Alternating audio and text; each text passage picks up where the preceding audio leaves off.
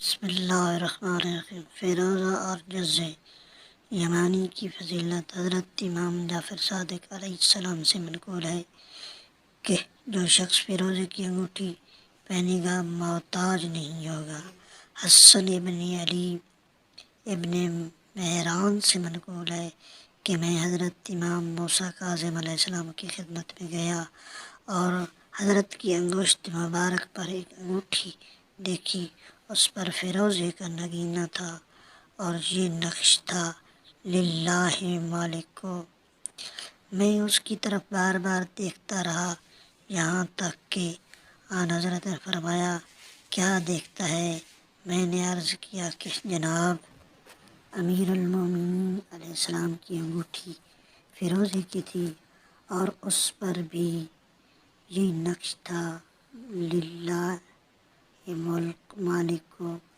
فرمایا: تو اسے پہچانتا ہے؟ میں نے عرض کیا: نہیں۔ فرمایا: یہ وہی انگوٹھی ہے اور یہ نگینہ جبرائیل امین نے جناب رسول خدا صلی اللہ علیہ وآلہ وسلم کے لیے بہشت سے ہدیہ لائے تھے، اور آن حضرت نے یہ انگوٹھی حضرت امیر المومنین صلوات اللہ علیہ کو عنایت فرمائی تھی، یہاں تک کہ درجہ بدرجہ ہم تک پہنچی۔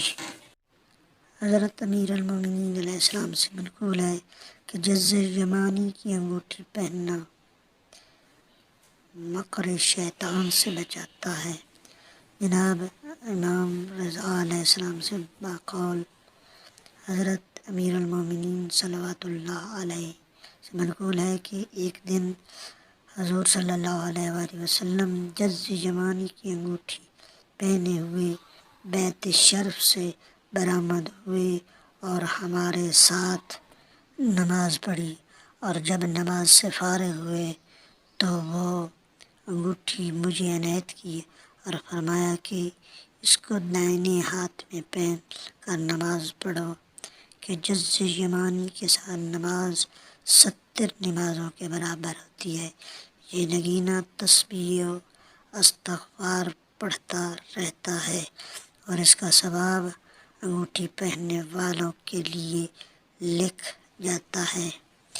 علی ابن محمد ضمیری کہتے ہیں کہ میں جعفر ابن محمود کی بیٹی سے شادی کی اور مجھے اس سے بڑی محبت تھی، مگر اس سے اولاد نہ ہوتی تھی۔ میں حضرت امام علی نقی علیہ السلام کی خدمت میں حاضر ہوا کہ اپنا مطلب عرض کروں۔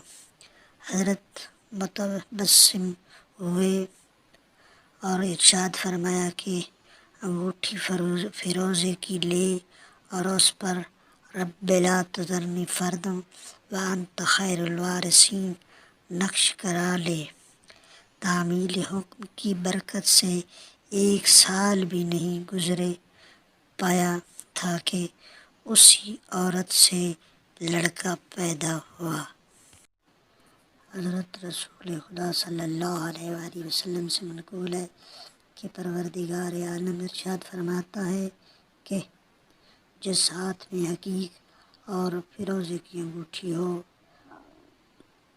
اور وہ میرے آگے دعا کے لیے پھیلایا جائے، مجھے اس سے شرم آتی ہے اور میں اس سے نا امید نہیں پھرتا۔ اللہم صلی علی محمد و آل محمد۔